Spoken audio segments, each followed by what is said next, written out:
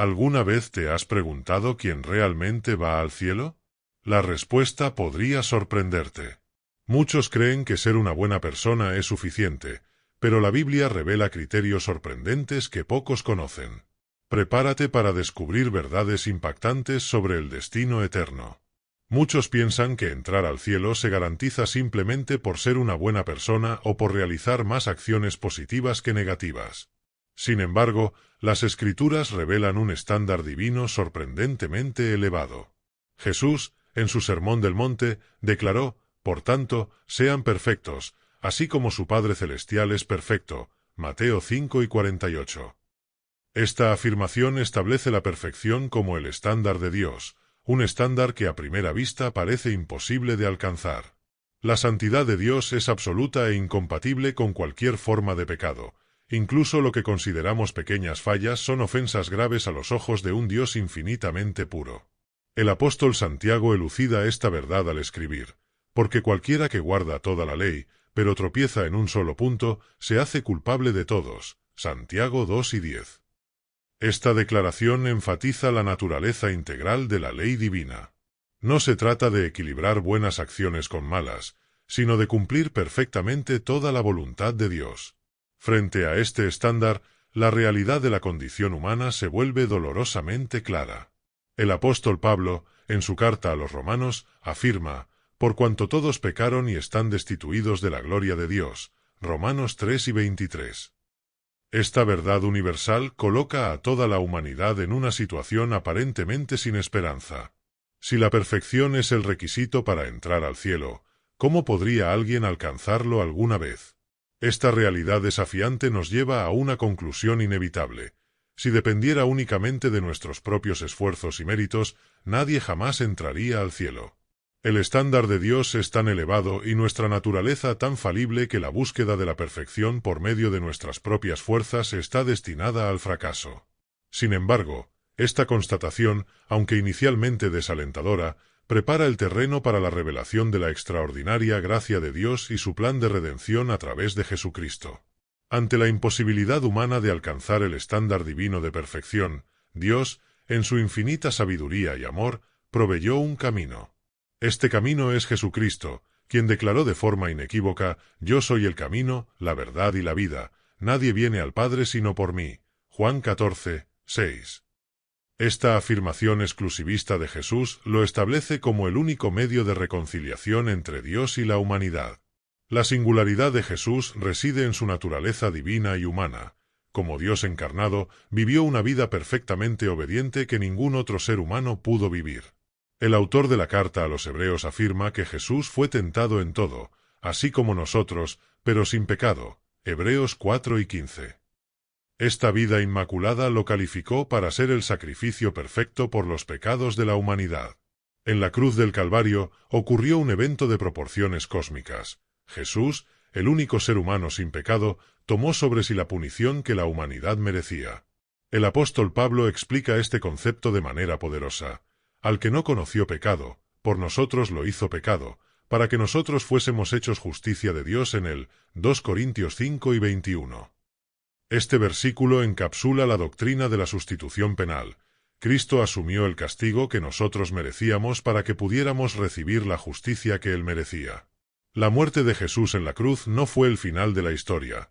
Su resurrección al tercer día es el sello divino de aprobación sobre su obra redentora. Demuestra la victoria de Cristo sobre el pecado y la muerte, y garantiza la eficacia de su sacrificio para todos los que creen en él. El apóstol Pablo enfatiza la importancia central de la resurrección, y si Cristo no ha resucitado, vana es entonces nuestra predicación, y vana es también vuestra fe. 1 Corintios 3:14.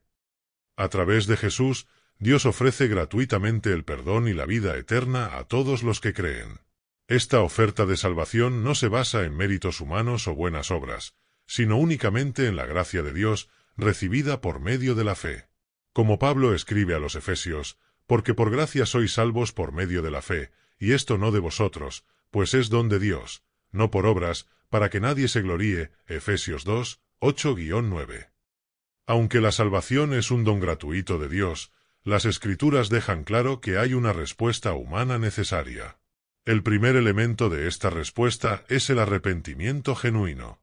Juan el Bautista, el precursor de Jesús, inició su ministerio con el clamor: «Arrepentíos, porque el reino de los cielos se ha acercado». Mateo 3, 2. Jesús también transmitió este mensaje al comienzo de su propio ministerio, Mateo 4 y 17. Pero, ¿qué significa exactamente arrepentirse? El arrepentimiento bíblico es mucho más profundo que simplemente sentir remordimiento por acciones incorrectas. La palabra griega usada en el Nuevo Testamento es metanoia, que literalmente significa cambio de mente. Implica una transformación radical en la manera de pensar y de vivir. Arrepentirse significa reconocer la gravedad del pecado y su ofensa contra un Dios santo. Implica una tristeza genuina, no solo por las consecuencias del pecado, sino por el propio acto de rebelión contra Dios. El profeta Joel expresa la profundidad de este arrepentimiento: «Rasgad vuestro corazón y no vuestros vestidos, volved a Jehová vuestro Dios, porque misericordioso es y clemente, tardo para la ira y grande en misericordia». Joel 2 y 13. El verdadero arrepentimiento lleva a un cambio de dirección, un alejamiento del pecado y un volverse hacia Dios. Jesús ilustró vívidamente la naturaleza del arrepentimiento en la parábola del Hijo Pródigo, Lucas 15, 11-32. El hijo menor, después de desperdiciar su herencia en una vida disoluta, cayó en sí, reconoció su error y decidió regresar a su padre, dispuesto incluso a convertirse en un siervo. Es importante notar que el arrepentimiento no es una obra meritoria que gana la salvación, sino que es la respuesta apropiada al reconocimiento de la santidad de Dios y de la pecaminosidad humana. Es el primer paso para recibir la gracia que Dios ofrece en Cristo. Como Pedro proclamó en el día de Pentecostés: «Arrepentíos y bautícese cada uno de vosotros en el nombre de Jesucristo para perdón de los pecados, y recibiréis el don del Espíritu Santo». Hechos 2 y 38. La fe es absolutamente central para la salvación y para heredar el reino de los cielos. El autor de Hebreos declara: «Pero sin fe es imposible agradar a Dios, porque es necesario que el que se acerca a Dios crea que le hay y que es galardonador de los que le buscan». Hebreos 11, 6. Pero, ¿qué es exactamente la fe? En el sentido bíblico, no es simplemente una creencia intelectual en la existencia de Dios o incluso en la veracidad de los hechos históricos sobre Jesús. Santiago advierte que hasta los demonios tienen ese tipo de fe, Santiago 2 y 19, pero ciertamente no serán salvos. La fe salvadora es mucho más profunda y transformadora, implica confianza personal y entrega total a Jesucristo como Salvador y Señor. Es creer no solo que Jesús murió por los pecados del mundo, sino que Él murió por mis pecados personalmente y confiar exclusivamente en Él para la salvación. Pablo relata su experiencia personal de fe en Gálatas al decir: «He sido crucificado con Cristo, y ya no vivo yo, sino que Cristo vive en mí. Y la vida que ahora vivo en el cuerpo, la vivo por la fe en el Hijo de Dios, quien me amó y se entregó por mí». La fe salvadora también requiere obediencia. No se trata solo de creer en hechos sobre Jesús, sino de confiar en Él lo suficiente como para seguirlo y obedecerle. Santiago subraya que la fe sin obras está muerta, Santiago 2 y 26. La fe genuina se manifiesta en obediencia y buenas obras, no como un medio para ganar la salvación, sino como un fruto de ella. Es esencial entender que la fe en sí misma no es una obra meritoria, es simplemente el canal a través del cual recibimos la gracia de Dios. Como enfatiza Pablo en Romanos 4 y 16, la promesa de la salvación viene por la fe para que sea conforme a la gracia. La fe es el medio por el cual recibimos la obra redentora de Cristo y el don de la vida eterna. Cuando una persona se arrepiente verdaderamente y pone su fe en Jesucristo, algo extraordinario sucede: nace de nuevo espiritualmente. Jesús destacó la necesidad absoluta de este nuevo nacimiento en su conversación con Nicodemo: «En verdad te digo que nadie puede ver el reino de Dios si no nace de nuevo». Juan 3, 3.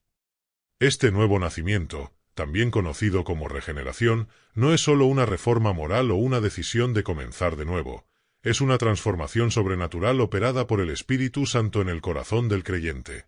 Pablo describe este cambio radical en 2 Corintios 5 y 17. Por lo tanto, si alguno está en Cristo, es una nueva creación, lo viejo ha pasado, ha llegado ya lo nuevo. La regeneración es necesaria porque, en nuestro estado natural, estamos muertos en transgresiones y pecados. Efesios 2, 1. Al igual que un cadáver no puede resucitarse a sí mismo, un pecador muerto espiritualmente no puede regenerarse. Es por eso que Jesús enfatiza que el nuevo nacimiento es obra del Espíritu. El viento sopla donde quiere, oye su sonido, pero no sabes de dónde viene ni a dónde va. Así es todo el que es nacido del Espíritu. Juan 3, 8. El nuevo nacimiento produce una nueva naturaleza en el creyente. El profeta Ezequiel anticipó esta realidad siglos antes. Les daré un corazón nuevo y pondré un espíritu nuevo dentro de ustedes.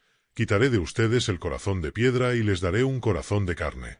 Pondré mi espíritu dentro de ustedes y haré que sigan mis decretos y obedezcan fielmente mis leyes. Ezequiel 36, 26-27.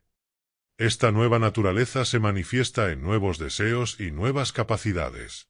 El creyente regenerado comienza a amar lo que Dios ama y a odiar lo que Dios odia. Encuentra placer en la ley de Dios y desea agradar al Señor.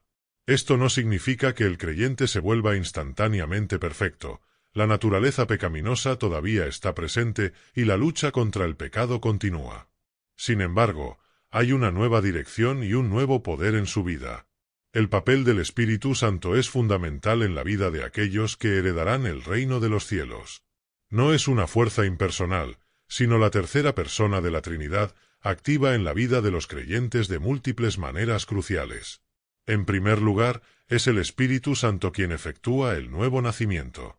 Jesús lo dejó claro en su conversación con Nicodemo: nadie puede entrar en el reino de Dios si no nace del agua y del Espíritu. Juan 3, 5. Es el Espíritu quien da vida espiritual a aquellos que estaban muertos en pecados. Después de la regeneración, el Espíritu Santo habita permanentemente en el creyente. Pablo afirma en 1 Corintios 6 y 19, ¿acaso no saben que su cuerpo es templo del Espíritu Santo, que está en ustedes y que han recibido de Dios? Esta presencia interior del Espíritu es una marca de aquellos que heredarán el reino. El Espíritu Santo también actúa como un sello que garantiza la salvación del creyente. Pablo escribe en Efesios 1, 13-14, habiendo creído, fueron sellados con el Espíritu Santo de la promesa, que es la garantía de nuestra herencia hasta la redención de los que son posesión de Dios. Este sello divino asegura que todos los verdaderos creyentes perseverarán hasta el final. Además, el Espíritu Santo opera la santificación progresiva en la vida del creyente. Produce el fruto del Espíritu: amor, alegría, paz, paciencia, amabilidad, bondad, fidelidad, mansedumbre y dominio propio. Gálatas 5, 22-23. Estas cualidades caracterizan cada vez más la vida de aquellos que heredarán el reino de los cielos. El Espíritu también capacita a los creyentes para el servicio, otorgando dones espirituales. Pablo discute extensamente estos dones en 1 Corintios 12-14, enfatizando que son dados para el bien común. 1 Corintios 12, 7. Aquellos que heredarán el reino no están llamados a una vida de pasividad espiritual, sino a un servicio activo, equipado por el Espíritu. Finalmente, el Espíritu Santo actúa como un consolador y guía. Jesús prometió a sus discípulos: pero el Consolador, el Espíritu Santo, a quien el Padre enviará en mi nombre, les enseñará todas las cosas y les recordará todo lo que les he dicho. Juan 2 y 26. Los herederos del reino tienen el privilegio de ser guiados continuamente por el Espíritu de Dios. Aquellos que heredarán el reino de los cielos no permanecen estáticos después de su conversión. Hay una transformación progresiva de carácter que ocurre a lo largo de su vida cristiana, un proceso comúnmente llamado santificación. Pablo describe este proceso en 2 Corintios 3 y 18, y todos nosotros, que con el rostro descubierto contemplamos la gloria del Señor, estamos siendo transformados a su imagen con gloria cada vez mayor, la cual procede del Señor, que es el Espíritu. Esta transformación es un proceso continuo de conformidad a la imagen de Cristo. La santificación involucra tanto la acción divina como la cooperación humana. Dios es el agente principal del cambio, como afirma Pablo en Filipenses 2 y 13, porque es Dios quien obra en ustedes tanto el querer como el hacer, para cumplir su buena voluntad.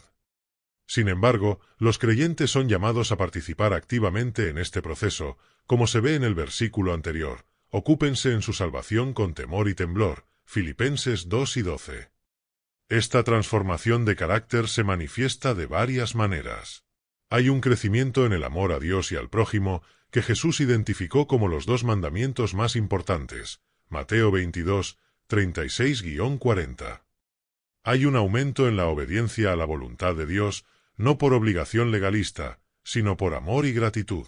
Como dijo Jesús, si me aman, obedecerán mis mandamientos. Juan 2:15. Además, hay un desarrollo de las virtudes cristianas. Pedro anima a los creyentes. Por eso, esfuércense por añadir a su fe, virtud, a la virtud, conocimiento, al conocimiento, dominio propio, al dominio propio, perseverancia, a la perseverancia, piedad, a la piedad, afecto fraternal, y al afecto fraternal, amor. 2 Pedro 1, 5-7. Esta transformación de carácter no significa perfección en esta vida. Los creyentes todavía luchan contra el pecado y a veces fallan. Sin embargo, la dirección general de sus vidas es de crecimiento en santidad. Como escribe Juan, sabemos que cuando Él se manifieste, seremos semejantes a Él, porque le veremos tal como Él es.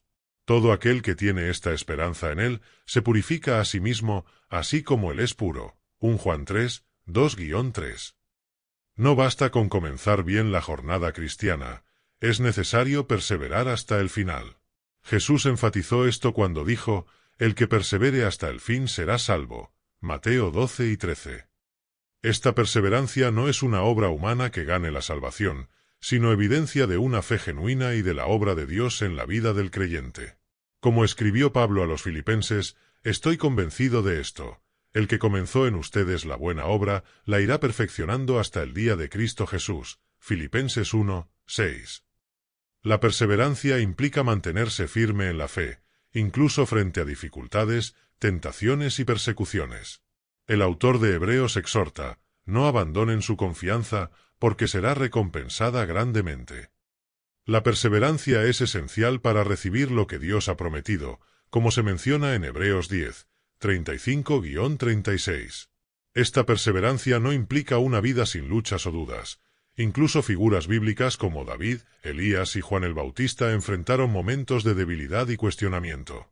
Sin embargo, ellos mantuvieron su confianza en Dios. La doctrina de la perseverancia de los santos enseña que todos los verdaderos creyentes perseverarán en su fe hasta el final. Esto no descarta la posibilidad de tropezar o experimentar periodos de rebeldía, pero afirma que Dios preservará a sus elegidos y los llevará al arrepentimiento. Jesús garantizó esto cuando dijo que todos los que el Padre le da vendrán a Él y que Él no rechazará a ninguno de ellos, pues vino para hacer la voluntad del que lo envió, y es la voluntad de Dios que ninguno de ellos se pierda, sino que sean resucitados en el último día, según Juan 6, 37-39. Por tanto, la perseverancia en la fe es tanto una responsabilidad del creyente como una promesa de Dios. Aquellos que verdaderamente heredarán el reino de los cielos demostrarán esta perseverancia a lo largo de sus vidas. El apóstol Santiago aborda este tema de manera directa en su epístola, afirmando que la fe, si no va acompañada de obras, está muerta. Santiago 2:17. Ilustra esto con el ejemplo de Abraham, cuya fe se manifestó en su disposición a ofrecer a Isaac en sacrificio. Aunque Pablo enfatiza fuertemente que la salvación es por gracia, también subraya la importancia de las buenas obras en Efesios 2:10. Justo después de afirmar que la salvación no es por obras, dice que somos creación de Dios, realizados en Cristo Jesús para hacer buenas obras, las cuales Dios preparó de antemano para que las practicáramos. Por lo tanto, las buenas obras son el propósito para el cual fuimos salvos. No nos salvan, pero son el resultado natural de haber sido salvados. Como Jesús enseñó, nuestra luz debe brillar delante de los demás para que vean nuestras buenas obras y glorifiquen al Padre que está en los cielos. Mateo 5:16. Las buenas obras abarcan una amplia gama de acciones, incluyendo actos de amor y servicio al prójimo, como alimentar a los hambrientos, vestir a los desnudos y cuidar a los enfermos. Mateo 25, 31-46. También incluyen la proclamación del Evangelio, como exhorta Pablo en 2 Timoteo 4, 2, predica la palabra, insiste a tiempo y fuera de tiempo, reprende, corrige, exhorta con toda paciencia y doctrina. Además, Las buenas obras incluyen el cultivo de un carácter piadoso. Pedro anima a los creyentes a añadir a su fe virtud, conocimiento, dominio propio, perseverancia, piedad, fraternidad y amor. 2 Pedro 1, 5-7. Es importante destacar que estas buenas obras no son realizadas únicamente por esfuerzo humano, sino por el poder del Espíritu Santo que habita en el creyente. Como dice Pablo en Filipenses 2:13, es Dios quien produce en ustedes tanto el querer como el hacer, para que se cumpla su buena voluntad. Entre todas las características de aquellos que heredarán el reino de los cielos, el amor se destaca como la más fundamental. Jesús enseñó que los dos mandamientos más grandes son amar a Dios y amar al prójimo. Mateo 22, 36-40. Este amor no es un sentimiento superficial, sino una acción sacrificada. El amor a Dios se manifiesta en adoración, obediencia y devoción. Jesús dijo, «Si ustedes me aman, obedecerán mis mandamientos». Juan 2:15. Este amor a Dios debe ser total, involucrando todo nuestro ser, corazón, alma, mente y fuerzas. Marcos 12:30. El amor al prójimo es igualmente importante. Jesús amplió el concepto de prójimo para incluir incluso a los enemigos. Mateo 5, 43-48. Este amor se expresa en acciones concretas de compasión, perdón y servicio. Pablo describe las características de este amor en 1 Corintios 13, enfatizando su paciencia, bondad, humildad y perseverancia.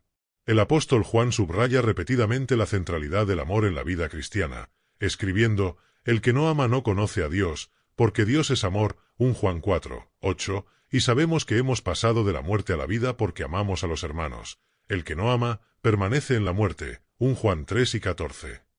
Este amor no es natural para el corazón humano, sino que es un fruto del Espíritu, Gálatas 5 y 22. Es un amor sobrenatural que refleja el carácter de Dios y distingue a los verdaderos seguidores de Cristo. Jesús dijo, «De este modo todos sabrán que ustedes son mis discípulos, si se aman los unos a los otros». Juan 1 y 35. La obediencia a los mandamientos de Dios es otra característica crucial de aquellos que heredarán el reino de los cielos. Esta obediencia no surge de un legalismo vacío, sino de un corazón transformado por el amor de Dios. Jesús enfatizó la importancia de la obediencia en sus enseñanzas, declarando, «Si ustedes me aman, obedecerán mis mandamientos». Juan 2 y 15. La obediencia cristiana es fundamentalmente diferente de la mera conformidad externa a las reglas. Brota de un deseo interno de agradar a Dios y reflejar su carácter. El profeta Jeremías anticipó esta realidad cuando profetizó sobre la nueva alianza. «Pondré mi ley en su mente y la escribiré en su corazón. Yo seré su Dios, y ellos serán mi pueblo». Jeremías 31, 33. Esta obediencia abarca todos los aspectos de la vida del creyente, incluyendo la adhesión a los mandamientos morales de Dios, como se ejemplifica en los 10 mandamientos y las enseñanzas de Jesús. También implica la sumisión a la voluntad de Dios en decisiones personales, relaciones y elecciones de estilo de vida. La obediencia cristiana no es perfecta en esta vida, ya que los creyentes aún luchan contra la naturaleza pecaminosa. Sin embargo, hay un deseo genuino de obedecer y un patrón general de obediencia en la vida de aquellos que verdaderamente pertenecen a Cristo. Como escribe Juan, sabemos que lo conocemos si obedecemos sus mandamientos. El que dice, «Lo conozco», pero no obedece sus mandamientos, es un mentiroso y la verdad no está en él. 1 Juan 2, 3-4. Además, la obediencia cristiana es motivada por la gratitud por la gracia de Dios, no por el temor al castigo o el intento de ganar el favor divino. Pablo exhorta, «Por lo tanto, hermanos, les ruego por las misericordias de Dios que se ofrezcan en sacrificio vivo, santo y agradable a Dios, este es su culto racional». Romanos 12, 1. La obediencia también sirve como un poderoso testimonio para el mundo. Jesús enseñó, «Ustedes son la luz del mundo». No se puede esconder una ciudad construida sobre un monte. Nadie enciende una lámpara y la coloca debajo de un recipiente. Al contrario, la coloca en un lugar apropiado, y así ilumina a todos los que están en la casa. De la misma manera, que la luz de ustedes brille delante de los demás, para que vean sus buenas obras y glorifiquen al Padre que está en los cielos. Mateo 5, 14-16. Este conflicto interno es vívidamente descrito por Pablo en Romanos 7, 15-25, donde expresa la frustración de querer hacer el bien pero a menudo sucumbir al pecado. Sin embargo, concluye con una nota de esperanza y gratitud por la liberación en Cristo. La batalla contra el mundo implica resistir la tentación de conformarse a los estándares y valores de una sociedad que con frecuencia se opone a Dios. Juan nos advierte que no amemos al mundo ni lo que hay en él. Si alguien ama al mundo, el amor del Padre no está en él. 1 Juan 2:15. Esta resistencia requiere discernimiento y valentía para ir en contra de la corriente cultural cuando sea necesario. La lucha contra nuestra naturaleza pecaminosa es una batalla interna constante. Pablo nos exhorta a no permitir que el pecado siga dominando nuestros cuerpos mortales, obligándonos a obedecer sus deseos. Romanos 6:12. Esta batalla requiere autodisciplina y dependencia del poder del Espíritu Santo. El enfrentamiento contra el diablo y las fuerzas espirituales del mal es otra dimensión de esta guerra espiritual. Pablo nos recuerda que nuestra lucha no es contra personas, sino contra los poderes y autoridades, contra los dominadores de este mundo de tinieblas y contra las fuerzas espirituales malignas en las regiones celestiales. Efesios 6:12. Esta batalla exige que los creyentes se revistan de toda la armadura de Dios y permanezcan vigilantes en la oración. La diferencia crucial es que los verdaderos creyentes no se conforman con el pecado, sino que luchan activamente contra él. Como escribe Juan, sabemos que todo aquel que ha nacido de Dios no continúa en el pecado, ya que el que nació de Dios lo protege y el maligno no lo toca. 1 Juan 5:18. Esta batalla espiritual, aunque desafiante, no se libra en vano. Los creyentes tienen la garantía de la victoria final en Cristo. Como Pablo declara con gratitud, gracias a Dios, que nos da la victoria por medio de nuestro Señor Jesucristo. 1 Corintios 3:57. Aquellos que heredarán el reino de los cielos son caracterizados por una administración fiel y sabia de los recursos que Dios les ha confiado. Esto incluye el tiempo, talentos, dinero y posesiones. Jesús habló extensamente sobre este tema, ilustrando su importancia a través de varias parábolas, como la de los talentos, Mateo 25, 14-30, y la del administrador infiel, Lucas 16, 1-13. La mayordomía cristiana se basa en el entendimiento de que todo lo que tenemos pertenece, en última instancia, a Dios. Como reconoció David, ¿quién soy yo, y quién es mi pueblo, para que podamos ofrecer tan generosamente como lo hacemos? Todo viene de ti, y solo te damos lo que de ti hemos recibido. 1 Crónicas 29, 14. Esta perspectiva nos lleva a una actitud de gratitud y responsabilidad en el uso de los recursos. Jesús enseñó que a quien mucho se le da, mucho se le exigirá, y a quien mucho se le ha confiado, más se le pedirá. Lucas 12:48. Los creyentes son llamados a usar sus recursos no solo para su propio beneficio, sino para el avance del reino de Dios y el bien de los demás. La mayordomía financiera es un aspecto importante de este principio. La Biblia enseña sobre la importancia de dar generosa y alegremente para la obra de Dios. Pablo nos recuerda que el que siembra escasamente, también segará escasamente, y el que siembra generosamente, también segará generosamente. Cada uno de según lo haya decidido en su corazón, no de mala gana ni por obligación, porque Dios ama al que da con alegría. 2 Corintios 9, 6-7. La administración sabia del tiempo también es crucial. Pablo nos exhorta a tener cuidado en la manera en que vivimos, no como necios sino como sabios, aprovechando al máximo cada oportunidad, porque los días son malos. Efesios 5, 15-16. Esto implica priorizar actividades que tengan valor eterno y usar el tiempo de manera que honre a Dios. Los talentos y habilidades son otro recurso que debemos administrar fielmente. Pedro nos anima a usar el don que hemos recibido para servir a los demás, administrando fielmente la gracia de Dios en sus diversas formas. 1 Pedro 4:10. Esto implica descubrir, desarrollar y usar los dones que Dios nos ha dado para el beneficio de los demás. La mayordomía también se extiende al cuidado de la creación de Dios. Desde el principio, el ser humano fue encargado de cuidar la tierra. Génesis 2:15. Esto implica la responsabilidad de ser buenos administradores del medio ambiente y de los recursos naturales. Aquellos que heredarán el reino de los cielos demostrarán una actitud de mayordomía fiel en todas las áreas de la vida, reconociendo que son administradores, no propietarios, de los recursos que Dios les ha confiado. Desde el comienzo de la Iglesia, vemos la importancia de la comunión. Hechos 2 y 42 nos dice que los primeros cristianos se dedicaban al estudio de la enseñanza de los apóstoles, a la comunión, al partimiento del pan y a la oración. Esta comunión no era superficial, sino profunda y transformadora. La comunión cristiana implica compartir la vida con otros, lo que incluye alegrías y tristezas, éxitos y fracasos. Como Pablo nos instruye en Romanos 12 y 15, alegraos con los que se alegran, llorad con los que lloran. Además, la comunión implica cuidar las necesidades de los demás. La Iglesia primitiva practicaba esto de manera radical, compartiendo sus bienes para que nadie pasara necesidad. Hechos 4, 32-35. La comunión también incluye el estímulo mutuo en la fe.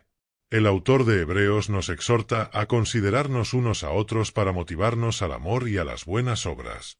No dejemos de congregarnos, como algunos tienen por costumbre, sino exhortémonos unos a otros, y tanto más cuanto veis que aquel día se acerca. Hebreos 10, 24-25. La unidad entre los creyentes es otro aspecto crucial de esta comunión. Jesús oró fervientemente por la unidad de sus seguidores en Juan 17, indicando su importancia central para el testimonio cristiano. Pablo también enfatiza repetidamente la importancia de la unidad, exhortando a los creyentes a estar perfectamente unidos en un mismo pensar y en un mismo parecer. 1 Corintios 1 y 10. Esta unidad no significa uniformidad en todas las cuestiones, sino una base fundamental de amor mutuo y en la verdad del Evangelio. Como escribe Pablo, haced todo lo posible por mantener la unidad del Espíritu mediante el vínculo de la paz. Efesios 4, 3. La comunión se expresa de manera especial en la celebración de la Cena del Señor. Pablo enfatiza la naturaleza comunitaria de este acto en 1 Corintios 10, 16-17. ¿No es el cáliz de bendición que bendecimos una participación en la sangre de Cristo? ¿Y no es el pan que partimos una participación en el cuerpo de Cristo? Porque hay un solo pan, nosotros, que somos muchos, somos un solo cuerpo, pues todos participamos de un solo pan. Es importante notar que la comunión cristiana no es sólo horizontal, entre los creyentes, sino también vertical, con Dios. Como Juan escribe, nuestra comunión es con el Padre y con su Hijo Jesucristo. 1 Juan 1, 3. Esta comunión con Dios es la base y el modelo para nuestra comunión unos con otros. Antes de ascender a los cielos, Jesús ordenó a sus discípulos, id y haced discípulos de todas las naciones, bautizándolos en el nombre del Padre, y del Hijo, y del Espíritu Santo, enseñándoles que guarden todas las cosas que os he mandado. Y aquí, yo estoy con vosotros todos los días, hasta el fin del mundo. Mateo 28, 19-20.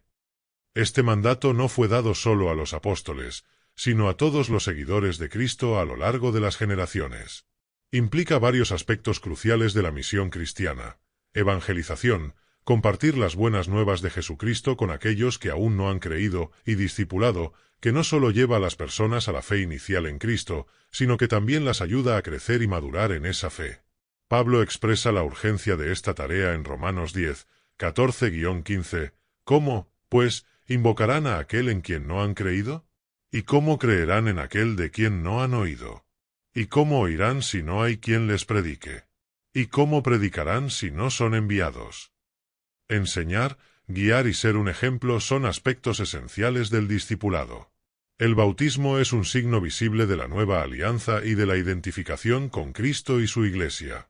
La enseñanza consiste en instruir a los nuevos creyentes en todo lo que Jesús enseñó, ayudándolos a aplicar las verdades bíblicas en su vida diaria. La misión no se limita a una área geográfica, sino que abarca a todas las naciones. Esto puede implicar apoyar misiones transculturales o involucrarse personalmente en esfuerzos misioneros. El compromiso con la Gran Comisión se impulsa por el amor a Dios y al prójimo, y por la comprensión de la realidad eterna en juego. Como Pablo dice en 2 Corintios 5, 14-15, el amor de Cristo nos obliga, porque estamos convencidos de que uno murió por todos, y por tanto todos murieron. Y él murió por todos, para que los que viven ya no vivan para sí, sino para aquel que murió y resucitó por ellos. Los herederos del reino no guardan su fe para sí mismos, sino que buscan activamente compartirla con otros, ya sea a través de palabras o acciones. Ellos entienden que han sido bendecidos para ser una bendición, tal como Dios prometió a Abraham en Génesis 12:3, bendeciré a los que te bendigan y maldeciré a los que te maldigan, y por medio de ti serán bendecidas todas las familias de la tierra. Este compromiso con la misión no es opcional para los seguidores de Cristo, sino una parte integral de su identidad y llamado. Jesús dijo, ustedes son la sal de la tierra. Ustedes son la luz del mundo. Mateo 5:13-14. Los herederos del reino toman en serio esta responsabilidad de influir en el mundo que los rodea con el Evangelio de Cristo. Jesús enseñó la importancia de la humildad en varias ocasiones. En la parábola del fariseo y el publicano, Lucas 18:9-14, ilustró cómo la humildad, y no la justicia propia, es lo que agrada a Dios. El publicano, que humildemente reconoció su necesidad de misericordia, fue justificado, mientras que el fariseo orgulloso no lo fue. La humildad cristiana comienza con el reconocimiento de que todo lo que tenemos y somos proviene de Dios. Como pregunta Pablo retóricamente, ¿quién te distingue de los demás? ¿Qué tienes que no hayas recibido? Y si lo recibiste, ¿por qué presumes como si no te lo hubieran dado? 1 Corintios 4:7. Esta humildad se manifiesta en una actitud de gratitud por la gracia de Dios. Los herederos del reino no se jactan de sus logros espirituales o de su justicia, sino que reconocen que son salvos únicamente por la gracia mediante la fe en Cristo. Como declara Pablo, porque por gracia ustedes han sido salvados mediante la fe, esto no procede de ustedes, sino que es el don de Dios, no por obras, para que nadie se jacte. Efesios 2:8-9. La humildad también se expresa en la relación con los demás. Pedro exhorta, revístanse todos de humildad en su trato mutuo, porque Dios se opone a los orgullosos, pero da gracia a los humildes. 1 Pedro 5:5. Esta humildad conduce a una actitud de servicio y consideración hacia los demás, siguiendo el ejemplo de Cristo, quien no vino para ser servido, sino para servir y dar su vida en rescate por muchos. Marcos 10:45. La humildad está estrechamente relacionada con la dependencia de Dios. Los herederos del reino reconocen su incapacidad para vivir la vida cristiana por sus propias fuerzas y confían continuamente en el poder de Dios. Jesús enseñó esta dependencia cuando dijo, yo soy la vid, ustedes son las ramas. El que permanece en mí, como yo en él, dará mucho fruto, separados de mí no pueden hacer nada. Juan 15:5. Esta dependencia se manifiesta en una vida de oración constante. Los creyentes buscan la guía, la fortaleza y la provisión de Dios en todas las áreas de sus vidas, como Pablo exhorta, no se inquieten por nada, más bien, en toda ocasión, con oración y ruego, presenten sus peticiones a Dios y denle gracias. Filipenses 4:6. La humildad también lleva a una actitud de sumisión a la voluntad de Dios. Los herederos del reino no insisten en sus propios caminos, sino que buscan alinear su voluntad con la de Dios, como Jesús oró en Getsemaní, no sea como yo quiero, sino como tú quieras. Mateo 26:39. Jesús enfatizó fuertemente la importancia del perdón. En la oración que enseñó a sus discípulos, conocida como el Padre Nuestro, dijo, perdónanos nuestras deudas, así como nosotros hemos perdonado a nuestros deudores. Mateo 6:12. Él elaboró más sobre esto diciendo, porque si perdonan a otros sus ofensas, su Padre Celestial también les perdonará a ustedes. Pero si no perdonan a otros sus ofensas, tampoco su Padre les perdonará a ustedes. Mateo 6:14-15. Esta conexión entre recibir el perdón de Dios y extender el perdón a otros es ilustrada en la parábola del siervo despiadado, Mateo 18:21-35. En esta historia, un siervo que tuvo una gran deuda perdonada por el rey se niega a perdonar una deuda mucho menor de un compañero. La lección es clara. Aquellos que verdaderamente comprenden y aprecian el perdón que han recibido de Dios estarán motivados para perdonar a los demás. El perdón cristiano no es una cuestión de sentimientos, sino una decisión de la voluntad. Involucra renunciar al derecho de venganza o resentimiento y tratar al ofensor con amor, incluso cuando es difícil. Como Pablo instruye, sopórtense mutuamente y perdónense si alguno tiene una queja contra otro. Así como el Señor los perdonó, perdonen también ustedes. Colosenses 3 y 13. La misericordia, estrechamente relacionada con el perdón, implica mostrar compasión y bondad hacia aquellos que están en necesidad o que no merecen tal trato. Jesús declaró, «Bienaventurados los misericordiosos, porque ellos recibirán misericordia». Mateo 5, 7. La parábola del buen samaritano, Lucas 10, 25-37, ilustra vivamente lo que significa mostrar misericordia. El samaritano, a diferencia del sacerdote y el levita, mostró compasión práctica por un extraño herido, incluso a un costo personal significativo. Los herederos del reino están llamados a imitar la misericordia de Dios en sus propias vidas. Como escribe Santiago, habrá un juicio sin misericordia para quien no ha sido misericordioso. La misericordia triunfa sobre el juicio. Santiago 2 y 13. Practicar el perdón y la misericordia no significa negar la justicia o minimizar el mal. Por el contrario, reconoce la seriedad del pecado, pero elige responder con gracia, reflejando así el carácter de Dios, que es compasivo y misericordioso, lento para la ira y grande en amor y fidelidad. Éxodo 34, 6. En resumen, aquellos que heredarán el reino de los cielos se caracterizarán por una disposición para perdonar y mostrar misericordia, incluso en situaciones difíciles, reconociendo que ellos mismos son recipientes de la inmerecida misericordia de Dios.